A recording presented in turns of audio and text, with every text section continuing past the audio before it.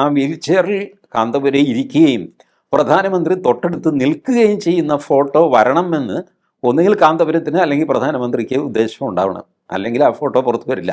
രാജീവ് ചന്ദ്രശേഖർക്ക് കാന്തപുരത്തെ പോയി കാണാൻ ഒരു തടസ്സവും ഇപ്പോഴില്ല. Political തടസ്സമില്ല, social തടസ്സമില്ല. ഇങ്ങനെയുള്ള ഈ സോഷ്യൽ ഇക്വേഷൻസ് കറക്റ്റായിട്ട് നെയ്തെടുക്കാൻ ബി ജെ പിക്ക് സാധിച്ചാൽ അടുത്ത തെരഞ്ഞെടുപ്പിൽ ബി ജെ പിക്ക് വലിയ വിജയങ്ങൾ കൊയ്യാൻ പറ്റും എന്ന് ഞാൻ കരുതുന്നു. ഒരു ബി ജെ പി മുസ്ലിം ലീഗ് കൂട്ടുകെട്ടാണ്. അത് ഇപ്പോൾ ഉള്ള മറ്റ് കോമ്പിനേഷനുകളെക്കാളും സ്റ്റേബിളായിരിക്കും. ഭരണപരമായും സ്റ്റേബിളായിരിക്കും, സാമൂഹ്യമായും സ്റ്റേബിളായിരിക്കും. കോൺഗ്രസ്സാണ് ഇപ്പോൾ ജമാഅത്തെ ഇസ്ലാമിയെ കൂടെ കൊണ്ട് നടക്കുന്നത്. അവർക്ക് വേണ്ടി ഇംഗ്ലീഷിൽ അപ്പോളജിസ്റ്റ് എന്ന് പറയുമല്ലോ, അവരങ്ങനെയൊന്നുമല്ല, അവർ കുഴപ്പക്കാരല്ല എന്നൊക്കെ വാദിക്കുന്നത് വി ഡി സതീശനാണ്. അപ്പോൾ മോദിക്ക് എന്തെങ്കിലും കാന്തപുരത്തിൽ നിന്ന് കിട്ടാനുണ്ട് എന്ന് വിചാരിക്കുന്നത് ശരിയല്ല. കാരണം മോദിയെ കാന്തപുരത്തേക്കാൾ എത്രയോ വലിയ റീച്ചിലാണ് മോദി നിൽക്കുന്നത്.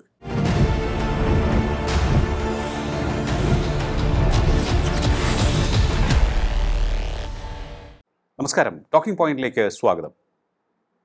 കാന്തപുരം എ പി അബൂബക്കർ മുസ്ലിയാരും പ്രധാനമന്ത്രി നരേന്ദ്രമോദിയും തമ്മിൽ നടന്ന കൂടിക്കാഴ്ച വലിയ ചർച്ചയായിട്ടുണ്ട്. ഇന്ത്യയിലെ മുസ്ലിങ്ങൾ സുരക്ഷിതരാണ് എന്ന് കാന്തപുരം പറഞ്ഞു. അതിനെ വിമർശിച്ചുകൊണ്ട് മുസ്ലിം പണ്ഡിതരൊക്കെ ചിലർ രംഗത്ത് വരികയും ചെയ്തിരിക്കുകയാണ്. കാന്തപുരം എ പി അബൂബക്കർ മുസ്ലിയാരുടെ ഈ കൂടിക്കാഴ്ചയുടെ പ്രാധാന്യം നമുക്കൊന്ന് പരിശോധിക്കാം, അതിൻ്റെ രാഷ്ട്രീയം പരിശോധിക്കാം. നമ്മോടൊപ്പം ചേരുകയാണ് രാഷ്ട്രീയ നിരീക്ഷകൻ ശ്രീ ടി ജി മോഹൻദാസ്. നമസ്കാരം സർ, ടോക്കിംഗ് പോയിന്റിലേക്ക് സ്വാഗതം. നമസ്കാരം. ഈ കൂടിക്കാഴ്ചയുമായി ബന്ധപ്പെട്ടുള്ള വാർത്ത കേട്ടപ്പോൾ എന്താണ് അങ്ങയുടെ മനസ്സിലേക്ക് വന്നത്? കൂടിക്കാഴ്ചയിൽ എനിക്ക് അപാകതയൊന്നും തോന്നിയില്ല. അതിൻ്റെ ടൈമിംഗ് എന്നെ അത്ഭുതപ്പെടുത്തി. കാരണം മോദി കുറച്ച് നാൾ മുമ്പാണ് തിരുവനന്തപുരത്ത് വന്നിട്ട് പോയത്. വേണമെങ്കിൽ കാന്തപുരത്തിന് അദ്ദേഹത്തെ കാണാമായിരുന്നു തിരുവനന്തപുരത്ത്. ഓക്കെ. കാന്തപുരവും വല്ലാതെ പ്രായം ചെന്ന് വീൽ ചെയറിലാണ് അദ്ദേഹം സഞ്ചരിക്കുന്നത്. അങ്ങനത്തെ അവസ്ഥയിൽ ഈ സമയത്ത് ഡൽഹിയിൽ പോവുക, അതും ഡൽഹിയിലെ തണുപ്പൊന്നും മാറിയിട്ടില്ല, മാറി വരുന്നേ ഉള്ളൂ. ഇങ്ങനത്തെ ഒരു അവസ്ഥയിൽ ഈ പ്രായത്തിൽ ഒരു മനുഷ്യൻ യാത്ര ചെയ്ത് പ്രധാനമന്ത്രിയെ കാണുമ്പോൾ അതിലെന്തെങ്കിലും ഒരു കാര്യം ഉണ്ടാകും എന്ന് ഞാൻ വിചാരിക്കുന്നു. അപ്പോൾ കൂടിക്കാഴ്ചയ്ക്ക് ശേഷം ആദ്യം കാന്തപുരം പറഞ്ഞതായിട്ട് പുറത്തു വന്ന കാര്യങ്ങൾ പുതുമയുള്ള കാര്യങ്ങളല്ല. ഒന്ന്, വഖഫ് നിയമത്തിൽ കേരളത്തിലെ മോസ്കുകൾ നഷ്ടപ്പെടാതെ നോക്കണം. ശരി, അല്ലെങ്കിലും വഖഫ് നിയമത്തിൽ മോസ്കൊന്നും നഷ്ടപ്പെടുന്നില്ല. പിന്നെ SIR പറ്റിയുള്ള ആശങ്കകൾ നീക്കണം. SIR പറ്റിയുള്ള ആശങ്കകൾ അറിയിച്ചു എന്നാണ്. വാസ്തവത്തിൽ കേരളത്തിൽ SIR കഴിഞ്ഞു, പട്ടികയ്ക്ക് പുറത്തു പോകാനുള്ളവർ പോയി, അവർ ഫ്രഷ് വോട്ടർമാരായിട്ട് അവരെ ചേർക്കാനുള്ള നീക്കം നടക്കുന്നു. ഇങ്ങനെ SIR ചൊല്ലി കേരളത്തിലിപ്പോൾ വിവാദമോ ആശങ്കയോ ഒന്നുമില്ല. അപ്പോൾ ചില നോൺ ഇഷ്യൂസുമായിട്ട് കാന്തപുരം പ്രശ്നങ്ങളില്ല എന്നുള്ളൊരു പ്രശ്നവുമായിട്ട് കാന്തപുരം പോകുമോ ഈ പ്രായത്തിൽ എന്നെനിക്കൊരു സംശയം തോന്നി. അത് കഴിഞ്ഞാണ് CNN ന്യൂസ് 8 അദ്ദേഹം അഭിമുഖം കൊടുത്തുവെന്നും മുസ്ലിങ്ങൾ സുരക്ഷിതരാണ്, മുസ്ലിങ്ങൾക്കൊരു കുഴപ്പവുമില്ല എന്ന് പറഞ്ഞുവെന്നും കേൾക്കുന്നത്. അത് കേരളത്തിലെ മാധ്യമങ്ങൾക്ക് അത്ര ഇഷ്ടപ്പെട്ടിട്ടില്ല. മുസ്ലിങ്ങൾക്ക് ഒരുപക്ഷെ ഇഷ്ടപ്പെടാൻ സാധ്യതയുണ്ട് താനും. കാരണം അവരുടെ ജീവിതത്തിൽ അവരനുഭവിക്കുന്നുണ്ട്. കേരളത്തിൽ മറ്റുള്ളവർക്കില്ലാത്ത എന്ത് കഷ്ടപ്പാടാണ് മുസ്ലിങ്ങൾക്കുള്ളത്? കഷ്ടപ്പാടുണ്ടെങ്കിൽ അതെല്ലാവർക്കും ഉണ്ട്, മുസ്ലിങ്ങൾക്കും ഉണ്ട്. മുസ്ലിങ്ങൾക്ക് മാത്രമായിട്ട് ഒരു ശ്വാസം മുട്ടൽ, ഇങ്ങനൊരവസ്ഥ കേരളത്തിലില്ല. അപ്പോൾ അതില്ല എന്ന് കാന്തപുരം പറയുന്നത് അത് BJPയെ സഹായിക്കലാവും എന്ന് കേരളത്തിലെ മിക്കവാറും മാധ്യമങ്ങൾ സംശയിക്കുന്നു. കേരളത്തിലെ രാഷ്ട്രീയ പാർട്ടികളെക്കാൾ കൂടുതലാണ് കേരളത്തിലെ മാധ്യമങ്ങൾക്ക് BJP വരുമോ എന്നുള്ള ഭയം.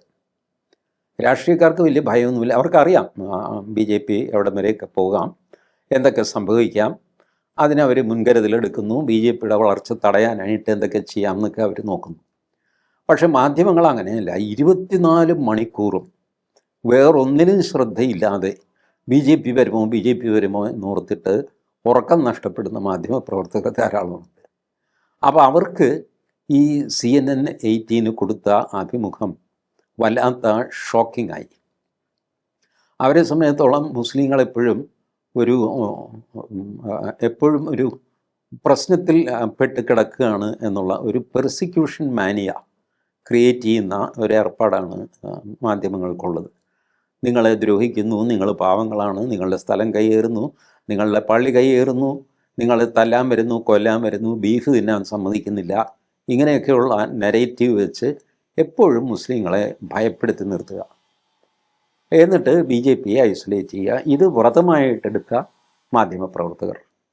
അവർക്കാണ് ഈ കാന്തപുരം ഈ ചെയ്തതിനോട് ഒരു ആശങ്ക. കാന്തപുരത്തിൻ്റെ ടൈമിംഗ് ഇമ്പോർട്ടൻ്റ് ആണ് എന്ന് ഞാൻ പറയാൻ കാര്യം ഇതൊക്കെയാണ്. കേരളത്തിൽ തെരഞ്ഞെടുപ്പ് ആസന്നമായിരിക്കുന്നു. ഈ സമയത്ത് കാന്തപുരം പ്രധാനമന്ത്രിയെ ചെന്ന് കണ്ടാൽ അതിന് പല വ്യാഖ്യാനങ്ങളും ഉണ്ടാകുമെന്ന് കാന്തപുരത്തിനും അദ്ദേഹത്തിൻ്റെ കൂടെയുള്ളവർക്കും അറിയാം, നന്നായിട്ടറിയാം. കാന്തപുരവും മറ്റേ EK വിഭാഗവും തമ്മിൽ ഐക്യപ്പെടാൻ തീരുമാനിച്ചിരിക്കുന്നു. അതിനൊരു ഫോർമാലിറ്റി മാത്രമേ ബാക്കിയുള്ളൂ. രണ്ടു കൂട്ടർക്കും അതിന് സമ്മതമാണ് എന്ന് പറയുന്നു. കാന്തപുരം ഒരു കേരള ഹ്യൂമാനിറ്റിയോ അങ്ങനെ ഒരു യാത്ര കേരളത്തിൽ നടത്തിയില്ല.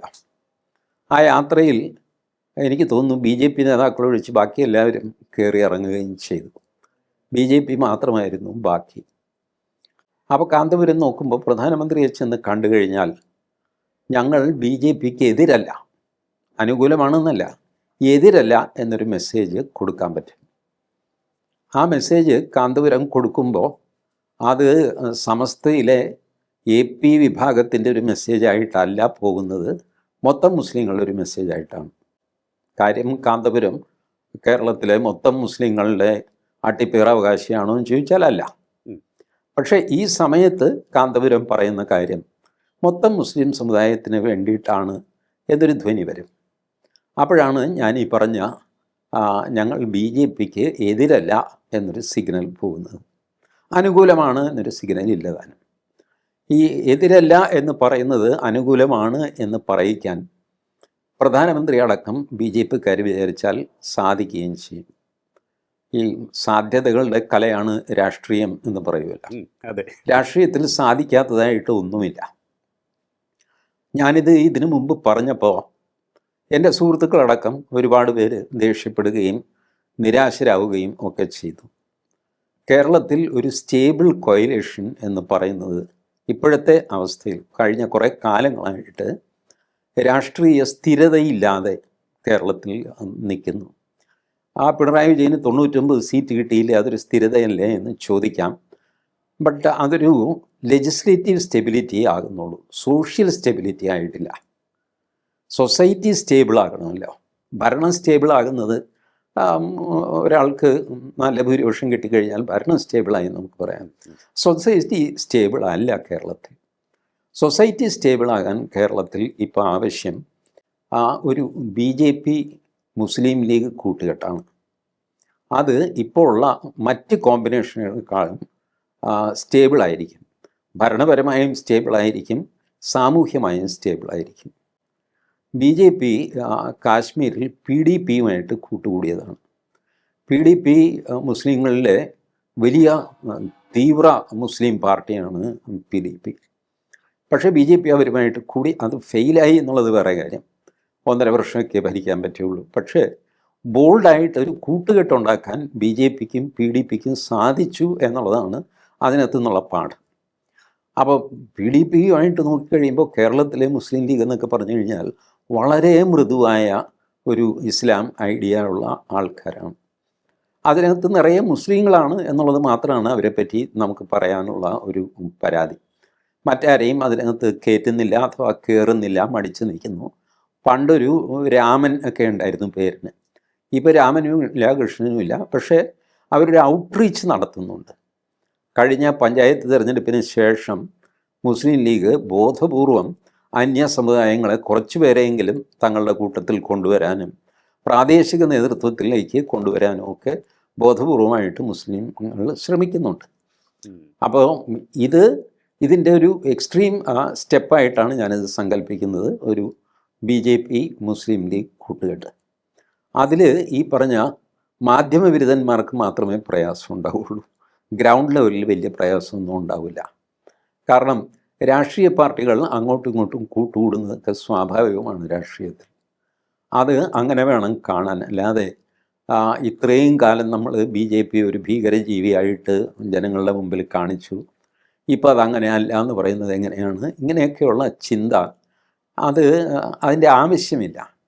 When you realise the truth you will discard the falsity. നുണയായി എന്ന് ബോധ്യപ്പെട്ട് കഴിഞ്ഞാൽ പിന്നെ ആ നുണയെ ഉപേക്ഷിക്കണമല്ലോ. അപ്പോൾ അത്രയും വിചാരിച്ചാൽ മതി. അതിൽ വലിയ ഞെട്ടലൊന്നും മാധ്യമങ്ങൾക്ക് വേണ്ട. ഈ രീതിയിലേക്ക് ഇത് ഡെവലപ്പ് ചെയ്ത് കൊണ്ടുവരാൻ ഇനി BJPക്ക് സാധിക്കുമോ എന്നുള്ളതും വലിയൊരു ചോദ്യമാണ്. കാന്തപുരത്തിന് ഇതിൽ കവിഞ്ഞ് ഒരു സ്റ്റെപ്പ് മുന്നോട്ട് വയ്ക്കാൻ ഇപ്പോഴത്തെ അവസ്ഥയിൽ സാധിക്കില്ല. ഇതിൽ ഒരു അത്ഭുതകരമായ സംഗതിയും നടന്നിട്ടുണ്ട്. ഈ സുന്നി ഐക്യത്തിൽ അവർ എംഫാറ്റിക്കായിട്ട് പറഞ്ഞൊരു കാര്യം, ജമാഅത്തെ ഇസ്ലാമിയുടെ ലൈൻ തെറ്റാണ്, മതരാഷ്ട്രവാദം നമുക്ക് യോജിച്ചതല്ല എന്ന് അവർ പറഞ്ഞു. അപ്പോൾ ജമാഅത്തെ ഇസ്ലാമി പറയുന്നത് മതരാഷ്ട്രവാദമാണെന്നും അത് നമുക്ക് യോജിച്ചതല്ല എന്നും അവർ പറയുമ്പോൾ ഈ സാധനം ചെന്ന് കൊള്ളുന്നത് കോൺഗ്രസ്സിനാണ്. ശരിയാണ്. കോൺഗ്രസ്സാണ് ഇപ്പോൾ ജമാഅത്തെ ഇസ്ലാമിയെ കൂടെ കൊണ്ട് നടക്കുന്നത്. അവർക്ക് വേണ്ടി ഇംഗ്ലീഷിൽ അപ്പോളജിസ്റ്റ് എന്ന് പറയുമല്ലോ, അവരങ്ങനെയൊന്നുമല്ല, അവർ കുഴപ്പക്കാരല്ല എന്നൊക്കെ വാദിക്കുന്നത് VD സതീശനാണ്. അവർ സ്വയം വാദിക്കുന്നൊന്നുമില്ല. ശ്രദ്ധിച്ചിട്ടുണ്ടോ? ജമാഅത്തെ ഇസ്ലാമി സ്വയം ന്യായീകരിക്കാൻ ഇറങ്ങുന്നില്ല. അവരെ ന്യായീകരിക്കുന്നത് മുഴുവൻ VD സതീശൻ മാത്രമാണ്. കോൺഗ്രസ്സിലെ മറ്റുള്ള ആൾക്കാർ പോലും ന്യായീകരിക്കുന്നില്ല. VD സതീശൻ ഒറ്റയ്ക്ക് ഉറച്ചു നിന്ന് ന്യായീകരിച്ചുകൊണ്ടിരിക്കുകയാണ്. ആ ജമാഅത്തെ ഇസ്ലാമിയെ സമസ്ത തള്ളിപ്പറയുന്നു. സമസ്ത തള്ളിപ്പറയുന്നു എന്ന് പറഞ്ഞാൽ സമസ്തയിലെ ഭൂരിഭാഗം ആൾക്കാരും മുസ്ലിം ലീഗ് അനുകൂലികളാണ്, വോട്ടർമാരാണ്. അപ്പോൾ ഫലത്തിൽ മുസ്ലിം ലീഗ് ജമാഅത്തെ ഇസ്ലാമിയെ തള്ളിപ്പറയുന്നു എന്ന് വരും. മുസ്ലിം ലീഗിൻ്റെ കൂടെ നിൽക്കുന്ന കോൺഗ്രസ്സോ ജമാഅത്തെ ഇസ്ലാമിയെ ആലിംഗനം ചെയ്തു എന്ന് വരും. ഈ ഒരു ചേർച്ചയില്ലായ്മയുണ്ടല്ലോ, ഇതിനെ കോൺഗ്രസും മുസ്ലിം ലീഗും എങ്ങനെ കൈകാര്യം ചെയ്യും എന്നുള്ളത് കൗതുകത്തോടെ ഞാൻ നോക്കുകയാണ്. എങ്ങനെയാണ് ഇനി മുസ്ലിം ലീഗ് ജമാഅത്തെ ഇസ്ലാമിയോടുള്ള തങ്ങളുടെ നിലപാട് പറയുക? എങ്ങനെയാണ് കോൺഗ്രസ്സിന് ഈ എടുത്തുപോയ നിലപാടുമായിട്ട് മുന്നോട്ട് പോകാൻ പറ്റുക? കോൺഗ്രസ് വെട്ടിലാണ്. മുസ്ലിം ലീഗ് അങ്ങനെ പരസ്യമായിട്ട് ജമാഅത്തെ ഇസ്ലാമിയെ ആശ്ലേഷിക്കാനൊന്നും നിന്നിട്ടില്ല. കോൺഗ്രസ്സാണ് അതൊക്കെ ചെയ്തത്. മുസ്ലിം ലീഗ് അത് ചെയ്തിട്ടില്ല. മുസ്ലിം ലീഗിന് ഒരുപക്ഷെ ഇതിനു മുമ്പും ഇതിൻ്റെ ഡേഞ്ചർ അറിയാം. മുസ്ലിം ലീഗ് എത്രയോ കാലമായിട്ട് ഈ ജമാഅത്തെ ഇസ്ലാമി, പോപ്പുലർ ഫ്രണ്ട് ഇവരെയൊക്കെ മാറ്റി നിർത്തിയവരാണ്. ബട്ട് സോഷ്യൽ പ്രഷർ കൊണ്ട് മുസ്ലിം ലീഗിന് മെല്ലെ മെല്ലെ ഈ ഫോഴ്സസിനെ മനസ്സോടെയാണെങ്കിലും അംഗീകരിക്കേണ്ടി വന്നു. അപ്പോഴും മുസ്ലിം ലീഗിലെ വലിയൊരു വിഭാഗം ആളുകൾ ഇവന്മാർ മോശക്കാരാണ്, ഇവരെ കൂടെ കൊണ്ടു നടന്ന് നമ്മൾ ചീത്തയാകും, ഇങ്ങനെയൊക്കെ വിചാരിക്കുന്നവരുണ്ട്. പക്ഷേ ഇവർക്കും കുറച്ച് സ്ട്രെങ്ത് ഒക്കെ ഉണ്ടല്ലോ, പോപ്പുലർ ഫ്രണ്ടിലാണെങ്കിലും ജമാഅത്തെ ഇസ്ലാമിക്കാണെങ്കിലും. അത് വെച്ച് അവർ എണ്ണത്തിൽ കുറവാണെങ്കിലും ഒരു ബൗദ്ധിക തലത്തിലെ അവരുടെ ആർഗ്യുമെൻറ്റ്സ് അത് തടഞ്ഞു നിർത്താൻ മുസ്ലിം ലീഗിന് ആയില്ല. അങ്ങനെ കുറച്ചെങ്കിലും ഇവരെ അംഗീകരിക്കേണ്ടി വന്നു. കോൺഗ്രസ് സമ്പൂർണ്ണമായിട്ട് ആലിംഗനം ചെയ്യുകയും ചെയ്തു. അപ്പോൾ ഒരല്പം അടുപ്പിച്ചു എന്നുള്ള മുസ്ലിം ലീഗിന് അതുപോലെ അകറ്റാനും വലിയ ബുദ്ധിമുട്ടില്ല.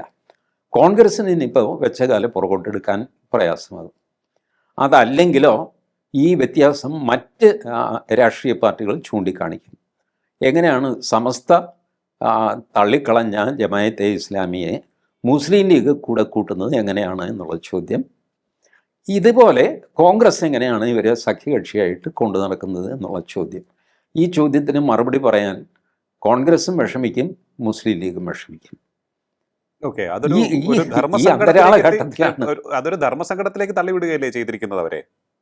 അതെ, അവരെ പൊളിറ്റിക്കൽ ധർമ്മസങ്കടത്തിലേക്ക് തള്ളിവിട്ടിരിക്കുകയാണ് ഈ കാന്തപുരത്തിൻ്റെ ഒരൊറ്റ വിസിറ്റ് കൊണ്ട്. ഇത് രാഷ്ട്രീയമായിട്ട് ഈ ചോദ്യം ഉന്നയിക്കാനും കോൺഗ്രസിനെയും മുസ്ലിം ലീഗിനെയും വെട്ടിലാക്കാനും ഉള്ള രാഷ്ട്രീയ സാമർഥ്യം, രാഷ്ട്രീയ കൗശലം അത് BJPക്കും CPMനും ഉണ്ടോ എന്നുള്ളത് വേറൊരു ചോദ്യമാണ്. CPM സാർ ഇതിന്റെ മറ്റൊരു സംഭവം ഒരു വശം കൂടി ഞാൻ ചോദിച്ചോട്ടെ. അതായത് എന്നും ഇടതുപക്ഷത്തോട് ചേർന്ന് നിൽക്കുന്നവരാണ് കാന്തപുരം. കാന്തപുരം ഇപ്പോൾ പ്രധാനമന്ത്രിയെ കണ്ടതിന് മറ്റെന്തെങ്കിലും നമ്മൾ ഈ പുറത്ത് കാണുന്നതിന് അപ്പുറത്തേക്കുള്ള ഏതെങ്കിലും തരത്തിലുള്ള രാഷ്ട്രീയ ലക്ഷ്യം ഉണ്ടാകുമെന്ന് തോന്നുന്നുണ്ടോ അങ്ങേക്ക്? രാഷ്ട്രീയ ലക്ഷ്യം ഇപ്പോഴുണ്ട് എന്ന് എനിക്ക് തോന്നുന്നില്ല. പക്ഷേ രാഷ്ട്രീയ ലക്ഷ്യം ഉണ്ടാവാൻ വിരോധമില്ല എന്നൊരു മെസ്സേജാണ് കാന്തപുരം കൊടുക്കുന്നത്. കാന്തപുരം പ്രകടമായിട്ട് ഒരു സിഗ്നൽ തരുന്നില്ല. പക്ഷേ ഒരു സിഗ്നൽ തരാൻ എനിക്ക് വിരോധവുമില്ല. ഈ നമ്മൾ ഈ ഹോട്ടലിൽ കയറിയിട്ട് ഭക്ഷണം കഴിക്കാതിരിക്കുന്ന ഒരവസ്ഥയുണ്ടല്ലോ, വേണമെങ്കിൽ കഴിക്കാം എന്നുള്ള അവസ്ഥ. ഭക്ഷണം ഓർഡർ ചെയ്തിട്ടില്ല, ഭക്ഷണം കഴിക്കാൻ ഉദ്ദേശമില്ല, പക്ഷേ ഇരിക്കുന്നത് ഹോട്ടലിലാണ്. ഈ ഒരവസ്ഥയിലാണ് കാന്തപുരം ഇവരെ കൊണ്ട് എത്തിച്ചിരിക്കുന്നത്. അത് അറിയാതെയാണ് എന്ന് ഞാൻ വിചാരിക്കുന്നില്ല. കാരണം ഓടി നടക്കുന്ന കാലത്തായിരുന്നെങ്കിൽ ഇവരെയൊക്കെ കണ്ടു, കൂടെ മോഡിയെ കണ്ടു, മോദിയെ കണ്ടപ്പോൾ ഓർക്കാതെ ഇത് പറഞ്ഞു പോയി, അങ്ങനെയൊക്കെ വിചാരിക്കാം. പക്ഷേ ഈ പ്രായത്തിൽ കരുതി കൂട്ടി അപ്പോയിൻമെൻ്റ് എടുത്ത് ഈ പ്രായത്തിൻ്റെ അവശതകളെ മറികടന്ന് വീൽ ചെയറിൽ ഡൽഹി വരെ പോകണമെങ്കിൽ, മാത്രമല്ല പ്രധാനമന്ത്രിയുടെ ജസ്റ്റർ നോക്കൂ. കാന്തപുരം വീൽ ചെയറിൽ ഇരിക്കുമ്പോൾ പ്രധാനമന്ത്രി അടുത്ത് നിന്ന് സംസാരിച്ച് യാത്രയാക്കുന്നു. സാധാരണ അത്രയൊന്നും പ്രധാനമന്ത്രി ചെയ്യേണ്ട കാര്യമില്ല കാന്തപുരത്തോട്. ശരി, ഓക്കെ എന്ന് പറയുന്നു, കാന്തപുരം വീൽ ചെയറിൽ സ്ഥലമിടുന്നു, അത്രേ ഉള്ളൂ. ബട്ട് ആ വീൽ ചെയറിൽ കാന്തപുരം ഇരിക്കുകയും പ്രധാനമന്ത്രി തൊട്ടടുത്ത് നിൽക്കുകയും ചെയ്യുന്ന ഫോട്ടോ വരണമെന്ന് ഒന്നുകിൽ കാന്തപുരത്തിന് അല്ലെങ്കിൽ പ്രധാനമന്ത്രിക്ക് ഉദ്ദേശം ഉണ്ടാവണം, അല്ലെങ്കിൽ ആ ഫോട്ടോ പുറത്തു വരില്ല. അപ്പോൾ ആ ഫോട്ടോയുടെ അർത്ഥം നമ്മൾ രാഷ്ട്രീയമായ അർത്ഥം നമ്മൾ കൽപ്പിച്ചെടുക്കണം. ഞാൻ പറയുന്നത് സകല പോസിബിലിറ്റിക്കും സാധ്യത കാന്തപുരം ജനലും വാതിലും തുറന്നിട്ടിരിക്കുന്നു. അതിൽ രാഷ്ട്രീയ സാമർഥ്യമുള്ളവർക്ക് അത് മുതലാക്കാം, അല്ലാത്തവർക്ക് പൊട്ടന്മാരെ പോലെ ജീവിക്കാം. യെസ്, തീർച്ചയായിട്ടും. ഇതിപ്പോൾ നമ്മളിപ്പോൾ അങ്ങ് പറഞ്ഞത് വളരെ വാസ്തവമാണ്. ഈ കാന്തപുരം മറ്റൊന്നുകൂടി ഞാൻ ആഡ് ചെയ്യുമ്പോൾ, കാന്തപുരം മറ്റ് മത നേതാക്കളെ പോലെയല്ല, മുസ്ലിം മത സംഘടനകളുടെ നേതാക്കളെ പോലെയുമല്ല. കാരണം ഇന്ത്യയുടെ പല ഭാഗത്തും അദ്ദേഹത്തിൻ്റെ സംഘടനയുടെ ശാഖകളുണ്ട്. അതിനോടൊപ്പം തന്നെ വിദേശ രാജ്യങ്ങളിൽ വളരെയേറെ അക്സെപ്റ്റൻസ് ഉള്ള ഒരു മത നേതാവ് കൂടിയാണ് കാന്തപുരം. വിദേശ രാജ്യങ്ങളിലൊക്കെ തന്നെ മറ്റ് രാജ്യങ്ങളുടെ ഭരണത്തിലിരിക്കുന്നവർ പോലും റെസ്പെക്റ്റ് ചെയ്യുന്ന ഒരാളാണ് Kanthapuram A P Aboobacker Musliyar. Arab രാജ്യങ്ങളുടെ കാര്യമാണ് ഞാൻ ഉദ്ദേശിച്ചത്. അങ്ങനെയുള്ള ഒരാൾ, അതുപോലെ തന്നെ വലിയൊരു വിഭാഗം മുസ്ലിങ്ങളും റെസ്പെക്റ്റ് ചെയ്യുന്ന ഒരാൾ കൂടിയാണ്. അത്തരത്തിലൊരാളാണ് ഈ സന്ദർശനം നടത്തിയിരിക്കുന്നത്. ഇത് ഞങ്ങൾ കൈത്തമില്ല, അങ്ങ് പറഞ്ഞതുപോലെ ഞങ്ങൾ കൈത്തമില്ല എന്നുള്ളതിൻ്റെ വ്യക്തമായൊരു സൂചനയാണ്. അപ്പോൾ ഭാവിയിൽ ഒരു ഒരു യാത്രയ്ക്കുള്ള ഒരു വഴി തുറന്നിടുകയാണ് കാന്തപുരം ചെയ്തിരിക്കുകയും എന്നാണ് ഞാനും കരുതുന്നത്.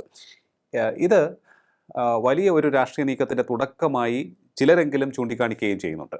ഇപ്പോൾ അതിന് ഈ ടൈമിംഗ്, അങ്ങ് പറഞ്ഞതുപോലെ ഈ ടൈമിങ്ങും വളരെ പ്രസക്തമാണെന്ന് തോന്നുന്നു. കേരളത്തിലെ രാഷ്ട്രീയവുമായി അതിന് പ്രത്യേകിച്ച് എന്തെങ്കിലും ബന്ധമുണ്ടോ എന്ന് ഞാൻ ആവർത്തിച്ച് ചോദിക്കാനും കാരണമുണ്ട്. കാരണം ഈ മാധ്യമങ്ങൾ അങ്ങ് പറഞ്ഞതുപോലെ വലിയ രീതിയിൽ ഇതിനെ റിപ്പോർട്ട് ചെയ്യുന്നു. അതുമായി ബന്ധപ്പെട്ട് എതിരഭിപ്രായങ്ങൾ ഉള്ളവരെ തേടിപ്പിടിച്ച് അവരുടെ ബൈറ്റുകൾ എടുക്കുന്നതിനും ഒരു ഒരു ഒരു ഒരു വ്യഗ്രത കാണിക്കുന്നത് കാണുമ്പോഴാണ് ഞാൻ ചോദിക്കുന്നത്, കേരള രാഷ്ട്രീയത്തിൽ ഇതിൻ്റെ ഇംപ്ലിക്കേഷൻസ് കുറച്ച് കൂടുതലായിരിക്കുമെന്ന് എല്ലാവരും കരുതുന്നുണ്ടെന്ന് തോന്നുന്നു, അല്ലേ? തീർച്ചയായിട്ടും. ഞാൻ രാജീവ് ചന്ദ്രശേഖറിനോട് പരസ്യമായിട്ട് ഒരു അപേക്ഷ വയ്ക്കുകയാണ്. രാജീവ് ചന്ദ്രശേഖർ കാന്തപുരത്തെ കോഴിക്കോട് ചെന്ന് കാണണം. ഈ സമയത്ത് വെറുതെ ഒരു സൗഹൃദ സന്ദർശനം, ആരോഗ്യമൊക്കെ അന്വേഷിക്കാനും ഒക്കെ ആയിട്ട് കോഴിക്കോട്ട് വന്നപ്പോൾ ഇവിടെ നിന്ന് കയറിയെന്നേ ഉള്ളൂ. ഇത്രേ മാധ്യമങ്ങളോട് പറയാവുള്ളൂ. എന്നിട്ടൊരു ചിരിയും ചിരിക്കണം. അത്രയും ചെയ്തു കഴിഞ്ഞാൽ വീണ്ടും കേരള രാഷ്ട്രീയം തലകുത്തി മറിയും. അതെ, ബാക്കി ജോലി ഈ മാധ്യമങ്ങൾ ചെയ്യും. ഒരുപാട് കാര്യങ്ങൾ മാധ്യമങ്ങളെ കൊണ്ട് ചെയ്യിച്ചെടുക്കാം. അത് ഈ നമ്മൾ എറണാകുളത്ത് ഞാൻ കണ്ടിട്ടുണ്ട്, ബാക്കിയുള്ള സ്ഥലത്ത് ഉണ്ടോ എന്ന് അറിഞ്ഞുകൂടാ. ഈ പോത്തിനെ റെയിൽവേ വാഗണിൽ കയറ്റുന്ന കണ്ടിട്ടുണ്ട്, ഓപ്പൺ വാഗണിൽ. പോത്തിനെ വലിച്ചാൽ ഇത് വരില്ല, അതിങ്ങനെ രണ്ട് മുൻകാലുകൾ വെച്ച് ഇങ്ങനെ നമ്മൾ എത്ര വലിച്ചാലും വരില്ല. അപ്പോൾ ഇവർ പോത്തിനെ കൊണ്ടുപോയി വാഗണിൻ്റെ അവിടെ തിരിച്ചു നിർത്തും, എന്നിട്ട് പ്ലാറ്റ്ഫോമിലേക്ക് വലിക്കും. അപ്പോൾ പോത്ത് പുറകോട്ട് ബലം പിടിക്കുമ്പോൾ ഇവർ കയറങ്ങ് വിട്ടുകൊടുക്കും. പോത്ത് പുറകോട്ട് പോയി വാഗണിലേക്ക് കയറും.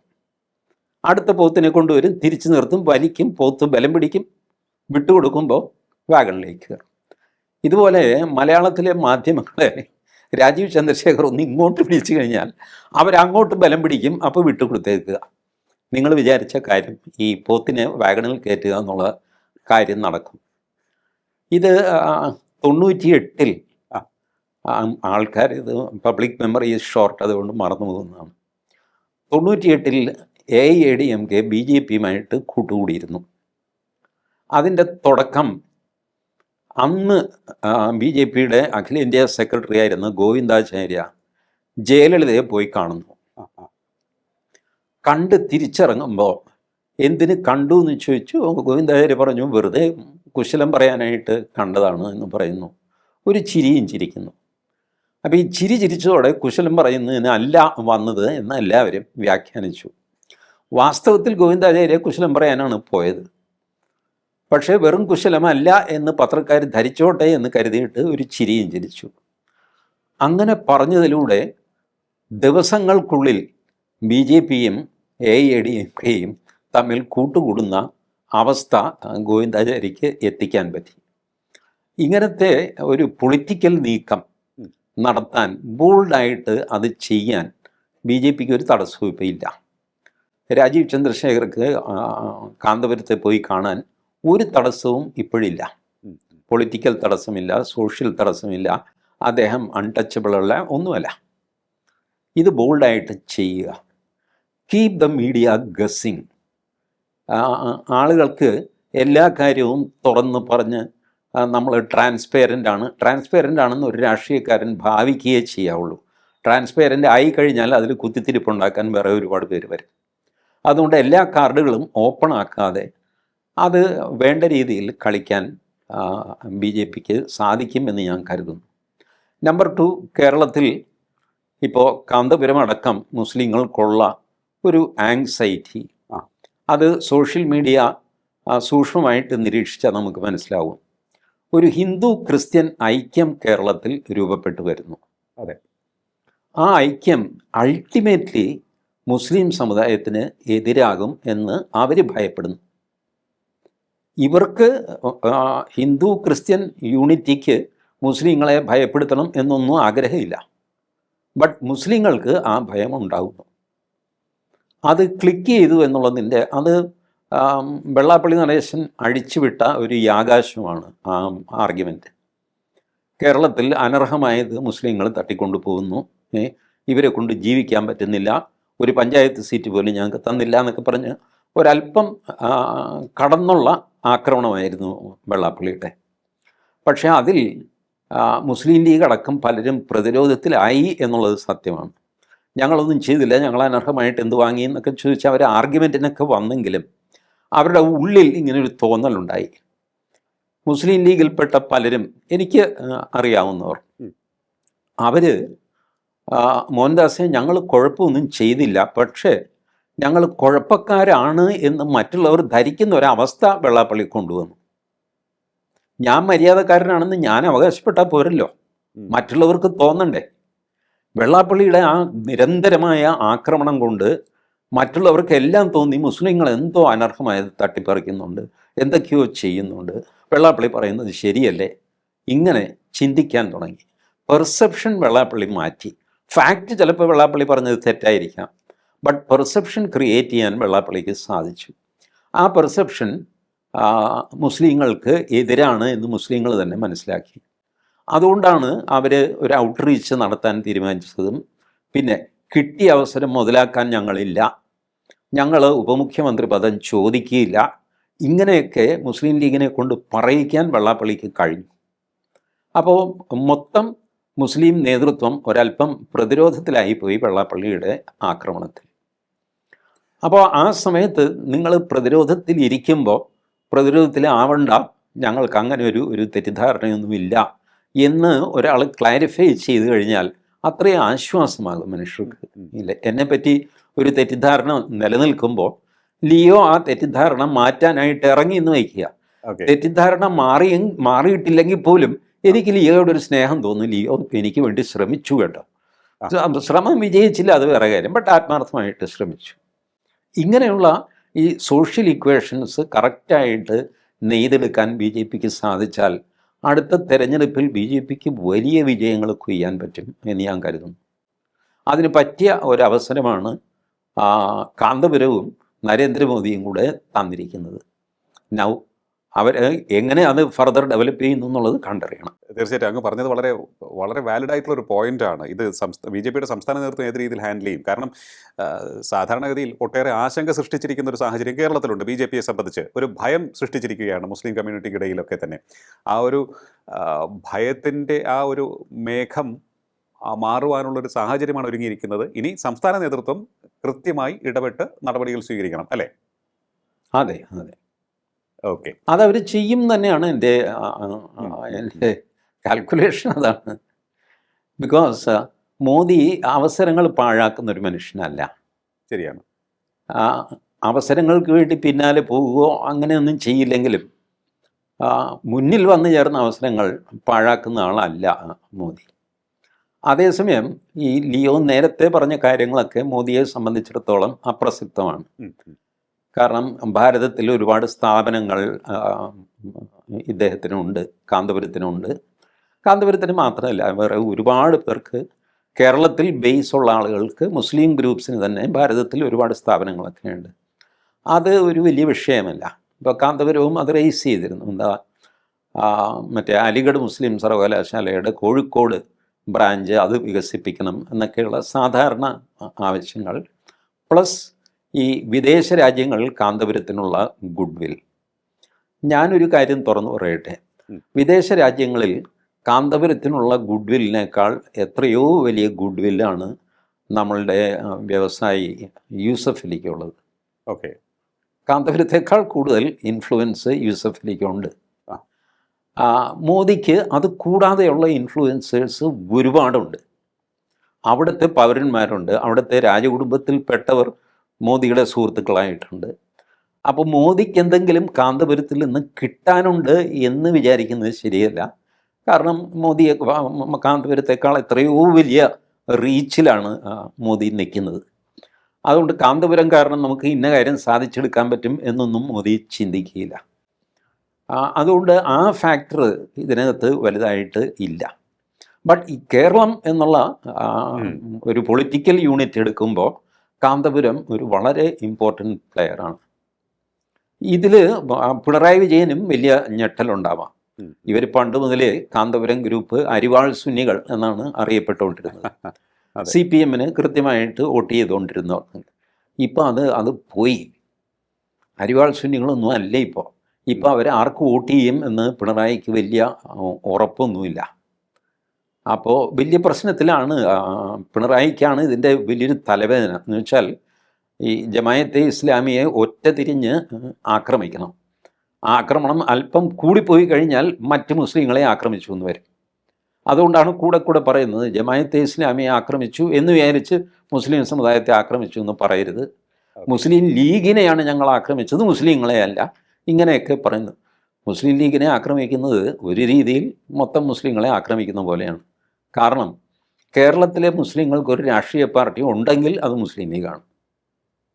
ബാക്കിയുള്ള രാഷ്ട്രീയ പാർട്ടികൾ വെൽഫെയർ പാർട്ടി എന്നൊക്കെ പറഞ്ഞ് 4-3-7 പേര് തെക്കുവടക്ക് നടക്കുന്നതല്ലാതെ ഒരു രാഷ്ട്രീയ റെപ്രസെൻറ്റേറ്റീവ് എന്ന് പറയുന്നത് മുസ്ലിം ലീഗ് തന്നെയാണ്. അപ്പോൾ മുസ്ലിം ലീഗിനെ നിങ്ങൾ വിമർശിക്കുമ്പോൾ ഫലത്തിൽ അത് മുസ്ലിം സമുദായത്തെ വിമർശിക്കുന്ന പോലെ ആകും. അത് അങ്ങനെ വേർതിരിച്ച് അങ്ങനെ കൃത്യമായിട്ടൊന്നും ആൾക്കാർ ചിന്തിക്കുകയില്ല. പാർട്ടിക്ക് CPM സംഭവിക്കുന്ന കുഴപ്പവും ഇതാണ്. അവർക്ക് മുസ്ലിം ലീഗിനെ വിമർശിക്കണം, പക്ഷേ മുസ്ലിങ്ങളെ വിമർശിക്കരുത്. ജമായത്തെ ഇസ്ലാമിയെ വിമർശിക്കണം, പക്ഷേ മുസ്ലിങ്ങളെ വിമർശിക്കരുത്. പോപ്പുലർ ഫ്രണ്ടിനെ വിമർശിക്കണം, മുസ്ലിങ്ങളെ വിമർശിക്കരുത്. ജമായത്തെ ഇസ്ലാമിയും മുസ്ലിം ലീഗും പോപ്പുലർ ഫ്രണ്ടും ഒക്കെ കഴിഞ്ഞാൽ പിന്നെ ഇതിലൊന്നും പെടാത്ത മുസ്ലിം ഏതാ ഉള്ളത്? 1-2 പേരല്ലേ കാണുള്ളൂ. അപ്പോൾ അത് ആ ആർഗ്യുമെൻ്റ് ആൾക്കാരുടെ ഇടയ്ക്ക് നിലനിൽക്കുകയില്ല. ഇതിൻ്റെ ബുദ്ധിമുട്ട് CPM അനുഭവിക്കുന്നുണ്ട്. ഏതായാലും ഒരു പൊളിറ്റിക്കൽ ചുഴലിക്കാറ്റ് ഉയർത്തിവിടാൻ പ്രാപ്തമാണ് കാന്തപുരത്തിൻ്റെ ഈ ഒരു ജസ്റ്റർ, ഈ ഒരു ഡൽഹി പോക്ക്. ബട്ട് പൊളിറ്റീഷ്യൻസ് അത് എങ്ങനെ പിക്കപ്പ് ചെയ്യുന്നു എന്നുള്ളത് വേറെ കാര്യം. അതെ, തീർച്ചയായിട്ടും വളരെ വളരെ വാസ്തവമായിട്ടുള്ള കാര്യമാണ്. എന്തായാലും ഒരു പൊളിറ്റിക്കൽ ചുഴലിക്കാറ്റാണ് ഉയർത്തിവിട്ടിരിക്കുന്നത് കാന്തപുരം എ പി അബൂബക്കർ മുസ്ലിയാർ പ്രധാനമന്ത്രി നരേന്ദ്രമോദിയെ സന്ദർശിച്ചപ്പോൾ. എന്തായാലും ഇതുമായി ബന്ധപ്പെട്ടുള്ള ചർച്ചകൾ പ്രത്യക്ഷമായി ഇപ്പോൾ വലിയ രീതിയിൽ നടക്കുന്നുണ്ട്. പരോക്ഷമായും അല്ലെങ്കിൽ തിരശ്ശീലയ്ക്ക് പിന്നിൽ ഒട്ടേറെ നീക്കുപോക്കുകളും ചർച്ചകളും ആശങ്കയോട് കൂടിയുള്ള ഫോൺ കോളുകളും ഒക്കെ തന്നെ പല കേന്ദ്രങ്ങളിൽ നിന്നും മറ്റു പല കേന്ദ്രങ്ങളിലേക്കും പോവുകയും ചെയ്യുന്നുണ്ടാകണം. അതുപോലെ ടി ജി സാർ പറഞ്ഞതുപോലെ പ്രധാനമന്ത്രി നരേന്ദ്രമോദിക്ക് കാന്തപുരം എ പി അബൂബക്കർ മുസ്ലിയാരുമായുള്ള കൂടിക്കാഴ്ച അദ്ദേഹം വളരെ നല്ല രീതിയിൽ ഹാൻഡിൽ ചെയ്തു എന്നുള്ളൊരു അഭിപ്രായം എനിക്കുമുണ്ട്. പക്ഷേ കാന്തപുരത്തിൻ്റെ സൗഹൃദം കൊണ്ട് അദ്ദേഹത്തിന് ഏതെങ്കിലും അറബ് രാജ്യത്ത് എന്തെങ്കിലും നേട്ടമുണ്ടാക്കാൻ സാധിക്കേണ്ടതുണ്ടോ എന്നുള്ള കാര്യം ടി ജി സാർ പറഞ്ഞതുപോലെ ഞാനും സമ്മതിക്കുന്ന ഒരു കാര്യമാണ്. കാരണം നമ്മളെല്ലാവരും കണ്ടതാണ് UAE എന്ന രാജ്യം, നമ്മുടെ ഇന്ത്യക്കാർ ഏറ്റവും കൂടുതൽ ജോലി ചെയ്യുന്ന വിദേശ രാജ്യങ്ങളിലൊന്നാണത്. UAE-യിലേക്ക് അദ്ദേഹം പോയപ്പോൾ UAE president his highness Sheikh Mohammed bin Zayed Al Nahyan നേരിട്ടെത്തി, പ്രോട്ടോക്കോളുകൾ ലംഘിച്ച് നേരിട്ടെത്തി അദ്ദേഹത്തെ സ്വീകരിച്ചത് നമ്മൾ കണ്ടതാണ്. അവരുടെ ആ ഊഷ്മളമായ സൗഹൃദത്തിൻ്റെ ആ ഒരു ബോഡി ലാംഗ്വേജ് നമ്മൾ കണ്ടതാണ്. അതിൽ നിന്നൊക്കെ തന്നെ നമുക്ക് ഏറെ കാര്യങ്ങൾ മനസ്സിലാക്കാനും ഉണ്ട്. എന്തായാലും ഈ ഒരു കൂടിക്കാഴ്ച വലിയ ഒരു പൊളിറ്റിക്കൽ ചർച്ചയ്ക്ക് വഴിയൊരുക്കിയിരിക്കുകയാണ്. BJP സംസ്ഥാന നേതൃത്വം ഇത് എത്രത്തോളം ഫലപ്രദമായി വിനിയോഗിക്കും എന്ന് കാത്തിരുന്ന് കാണാം. വളരെയധികം നന്ദി സർ, ഇത്ര സമയം ടോക്കിംഗ് പോയിന്റുമായി സഹകരിച്ചത്. Thank you. ടോക്കിംഗ് പോയിന്റിൻ്റെ ഈ അധ്യായം ഇവിടെ പൂർണ്ണമാകുന്നു. ഇനി അടുത്ത എപ്പിസോഡ് കാണാം നമുക്ക്. നമസ്കാരം.